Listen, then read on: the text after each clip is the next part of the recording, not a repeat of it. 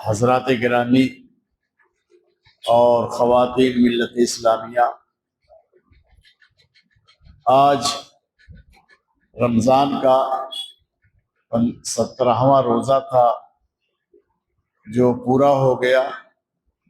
اللہ رب العالمین سے دعا ہے اس کو شرف قبولیت بخشے۔ محترم حضرات، آج میں ایک نہایت ہی اہم غزوے سے متعلق کچھ باتیں عرض کرنے کا ارادہ رکھتا ہوں، اور وہ ہے غزوہ بدر۔ یہ غزوہ 17 رمضان کو پیش آیا تھا، اور اس کے اندر حق اور باطل کی مارکہ آرائی ہوئی تھی۔ اللہ رب العالمین کے فضل و کرم سے حق باطل پر غالب آیا تھا۔ اسی کا ذکر اللہ رب العالمین نے اس آیت مبارکہ میں کیا ہے، وَلَقَدْ نَصَرَكُمُ اللَّهُ بِبَدْرٍ وَأَنْتُمْ أَذِلَّةٌ، اور تحقیق کی اللہ رب العالمین نے مقام بدر میں تمہاری مدد کی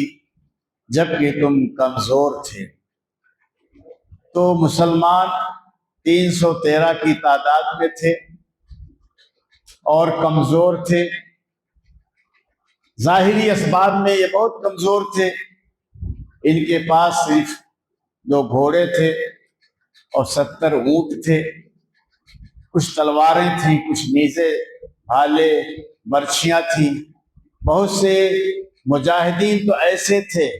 کہ جن کے پاس کچھ نہیں تھا، ان لوگوں نے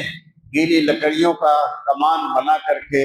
اور رسیاں باندھ لیا تھا تاکہ اس سے کمان کا کام لے سکیں۔ تو اسی لیے اللہ نے فرمایا وَأَنْتُمْ أَذِلَّةٌ، طرح حال ہے کہ تم کمزور تھے۔ یہ غزوہ حق اور باطل کے درمیان پہلا معرکہ تھا، پہلا غزوہ تھا جو اپنے اندر بہت زیادہ نصیحت، عبرت کا سامان رکھتا ہے۔ اور چونکہ آج 17 رمضان ہے اور اسی 17 رمضان کو یہ غزوہ پیش آیا تھا، اس لیے خیال ہوا کہ اسی کے حوالے سے کچھ باتیں آپ حضرات کے گوش گزار کر دوں۔ میرے بھائیوں اور دوستوں اور خواتین ملت اسلامیہ، بدر ایک مقام ہے جو مکہ اور مدینہ کے درمیان پڑتا ہے۔ وہ پرانا راستہ جو ساحل سمندر کی طرف سے ہو کر کے جاتا تھا، اس راستے پر مقام بدر پڑتا تھا، اور آج بھی وہی اسی پر پڑ رہا ہے۔ تو وہی ایک گزرگاہ تھی، وہیں پر یہ معرکہ پیش آیا تھا۔ وجہ کیا ہوئی تھی اس کی کہ رسول اکرم صلی اللہ تعالی علیہ وسلم کفار قریش کے ظلم و ستم سے تنگ آ کر کے، عاجز آ کر کے، اللہ رب العالمین کی اجازت سے پہلے تو آپ نے صحابہ کرام کو اجازت دی ہجرت کرنے کی، پھر اپنے رفیق اور اپنے یار غار سیدنا ابوبکر صدیق رضی اللہ تعالی عنہ کے ساتھ ہجرت کر گئے۔ کفار مکہ کو چین نہیں آیا، انہیں سکون نہیں ہوا، اور ان لوگوں نے کہا کہ یہ مسلمانوں کی جو مٹھی بھر جماعت ہے، مسلمانوں کو یہ سکون اور قرار کی جو جگہ مل گئی ہے، وہاں بھی چڑھائی کی جائے اور ان کا خاتمہ کر دیا جائے۔ یہ غزوے کے واقعات اور جزیات کافی لمبے ہیں اور زیادہ ہیں، تو بہت ہی شارٹ کٹ میں آپ لوگوں کے سامنے بیان کر رہا ہوں کہ رسول اکرم صلی اللہ تعالی علیہ وسلم کو جب معلوم ہوا کہ ابو جہل ایک لشکر لے کر کے آ رہا ہے ہم سے جنگ کرنے کے لیے، تو رسول اللہ صلی اللہ علیہ وسلم نے صحابہ کرام کو لے کر کے اپنا رخ بدر کی طرف موڑ دیا اور مقام بدر میں جا پہنچے۔ رسول اللہ صلی اللہ علیہ وسلم نے جو شمالی پہاڑ تھا وہاں پر آپ نے قیام فرمایا، اور جو مشرقی اور جنوبی پہاڑ تھا وہاں پر کفار قریش نے جا کر کے ڈیرا ڈالا۔ میرے بھائیوں اور دوستوں، جغرافیائی اعتبار سے بھی اللہ کے رسول صلی اللہ علیہ وسلم نے نہایت مناسب جگہ کا انتخاب فرمایا تھا، اس لیے کہ جس پہاڑ کے پاس آپ نے لشکر کو اتارا تھا وہ مدینہ کی سمت میں پڑتا تھا، اور جو پہاڑ جنوب میں تھا، وہ مکہ کی طرف پڑتا تھا، وہاں پر کفار قریش نے اپنا لشکر اتار دیا تھا۔ حالت یہ ہوئی کہ رات میں ہلکی سی بارش ہو گئی، پانی کی وہاں بڑی قلت تھی، رات میں ہلکی سی بارش ہو گئی۔ اللہ کے فضل و کرم سے جو گڈھے تھے اس میں پانی اکٹھا ہو گیا، صحابہ کرام نے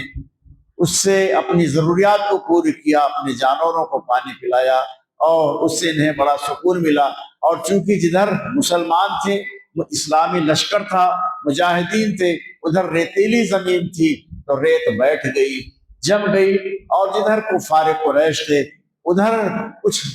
مٹی کا حصہ تھا، اس لیے ادھر کیچڑ زیادہ ہو گئی۔ مولانا حفیظ جالندھری نے اس تعلق سے ایک بہترین نظم وادی کی دعا کے نام سے لکھی ہے، جی چاہتا ہے کہ میں آپ لوگوں کی گوش گزار کر دوں۔ حالانکہ یہ نظم تصوراتی ہے، خیالی ہے، وادی میں کہاں جان ہے کہ وہ اس طرح سے دعا کرے، لیکن تصوراتی انداز میں انہوں نے وادی کی دعا کے نام سے ایک نظم لکھی ہے۔ یہ مٹھی بھر جماعت جب یہاں پر رک گئی آ کر، یہ مٹھی بھر جماعت جب یہاں پر رک گئی آ کر، دعا کی دامن صحرا نے دست امید پھیلا کر، کہ اے وادی کو آتشناک چہرہ بخشنے والے رخ خورشید کو سحر، کہ اے وادی کو آتشناک چہرہ بخشنے والے رخ خورشید کو آتش کا چہرہ بخشنے والے، ہوا ہوں جب سے پیدا جان پانی کو ترستی ہے، ہوا ہوں جب سے پیدا جان پانی کو ترستی ہے، میرے سینے کے اوپر آگ کی بدلی برستی ہے، ہوا ہوں جب سے پیدا جان پانی کو ترستی ہے، میرے سینے کے اوپر آگ کی بدلی برستی ہے، خبر کیا تھی الہی ایک دن ایسا بھی آئے گا، خبر کیا تھی الہی ایک دن ایسا بھی آئے گا، کہ تیرا ساقی کوثر یہاں تشریف لائے گا، خبر کیا تھی یہاں تیرے نمازی آ کے ٹھہریں گے، شہیداں رام فرمائیں گے غازی آ کے ٹھہریں گے، اگر یہ بات پہلے سے مجھے معلوم ہو جاتی، میرے دل کی قدورت خود بخود معلوم ہو جاتی، برائے چند ساعت ابر بارہ بھیج دے یا رب، بہارا بھیج دے یا رب، بہارا بھیج دے یا رب۔ بارش ہو جانے سے اسلامی لشکر کو بہت آرام ملا، بہت سکون ملا، اور دوسرے دن جب صف بندی ہو گئی، صحابہ کرام نے رسول اکرم صلی اللہ تعالی علیہ وسلم کی ایک جھوپڑی آپ کے لیے آرام کے لیے ایک جھوپڑی تیار کر دی تھی، آپ نے اس میں دعا فرمائی، اور اتنا زیادہ الہا کے ساتھ اور اتنا تضرع کے ساتھ دعا فرمائی آپ نے کہ سیدنا ابو بکر صدیق رضی اللہ تعالی عنہ نے جا کر کے کہا کہ بس بس ہو گیا، یعنی اتنا یقین تھا کہ اللہ کے رسول صلی اللہ علیہ وسلم کی یہ دعا مسترد نہیں ہوگی، یہ قبول ہوگی، اور آپ نے جو دعا کی تھی وہ یہ فرمایا تھا کہ اے اللہ، اگر آج یہ مٹھی پر جماعت ہلاک ہو گئی تو پھر اس روئے زمین پر تیری کبھی عبادت نہیں ہوگی۔ اس کا معنی، اس کا مطلب یہ تھا کہ آپ نبی آخر الزماں ہیں، اب آپ کے اوپر نبوت ختم ہے، کوئی نبی آنے والا نہیں، تو اگر آپ اس میں شہید کر دیے گئے اور آپ کے صحابہ قتل کر دیے گئے، شہید کر دیے گئے، تو اسلام یہیں سے ختم ہو جائے گا، پھر پوری دنیا پر کفر و شرک کا غلبہ ہو جائے گا، تو جب کفر و شرک کا غلبہ ہو جائے گا پھر عبادت کرنے والا کوئی رہ ہی نہیں جائے گا۔ بہرحال آپ نے دعا کی، اور دوسرے دن جنگ شروع ہو گئی، صف بندی ہوئی، اللہ رب العالمین نے اہل اسلام کو فتح دیا، مجاہدین کو فتح دیا، 12 یا 14 مجاہدین شہید کیے گئے، اور 70 لوگ ان کے مارے گئے، اور 70 آدمی ان کے گرفتار ہوئے۔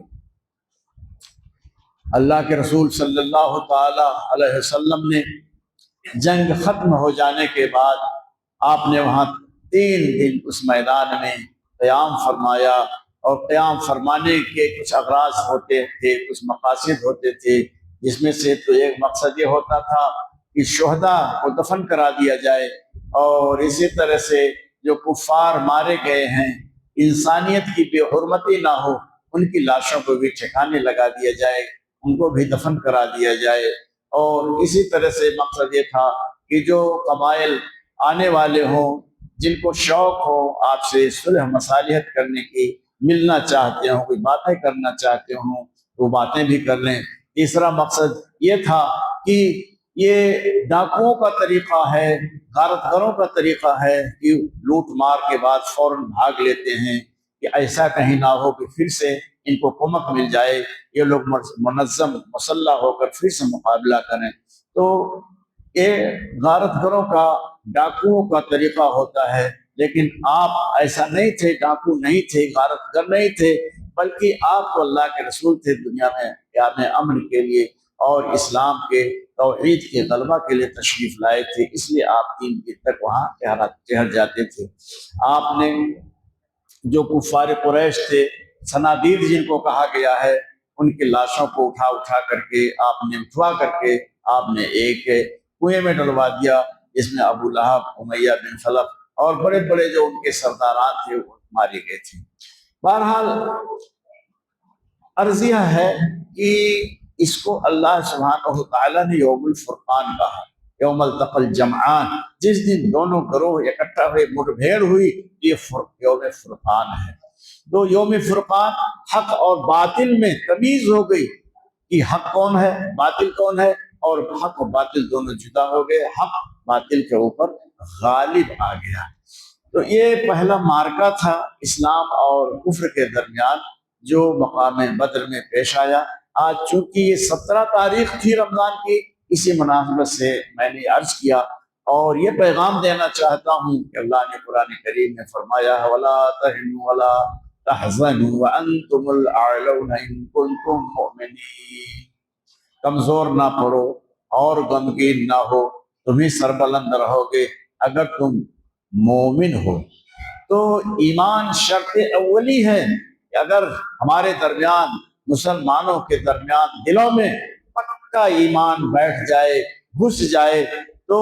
कोई वजह नहीं है कि हम गालिब ना हो, कोई वजह नहीं है कि बातिल ताकतें हमको नेस्त नाबूद कर दें, हमको कुचल दें। आज भी दुनिया के अंदर देखा जा रहा है, मार्का आराई हक व बातिल के दरमियान हो रही है। लड़ने वाले लड़ रहे हैं और हक की सरबलंदी के लिए लड़ रहे हैं, वहीं कुछ बातिल की सरबलंदी के लिए और बातिल के फरोग के लिए, यानी तागूती ताकतें जो हैं वो हक को कुचलने के लिए लड़ रही हैं। तो अगर आज दुनिया के सारे लोग, यानी सारे मुसलमान मुवहिद हो जाएं और जो सच्चा ईमान है, ईमान के जो तकाजे हैं, उनको अपने दिलों में समझ बूझ करके बैठा लें, तो इंशाअल्लाह ताला अल्लाह की नुसरत होगी। जैसा कि किसी शायर ने कहा है, फजाए बद्र पैदा कर फरिश्ते तेरी नुसरत को,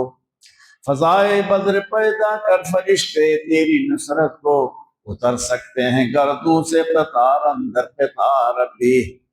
सुभान रब्बिक रब्बिल इज्जति अम्मा यसिफून व सलामुन अलल मुरसलीन वल्हम्दुलिल्लाहि रब्बिल आलमीन। अस्सलामु अलैकुम व रहमतुल्लाहि व बरकातुहू।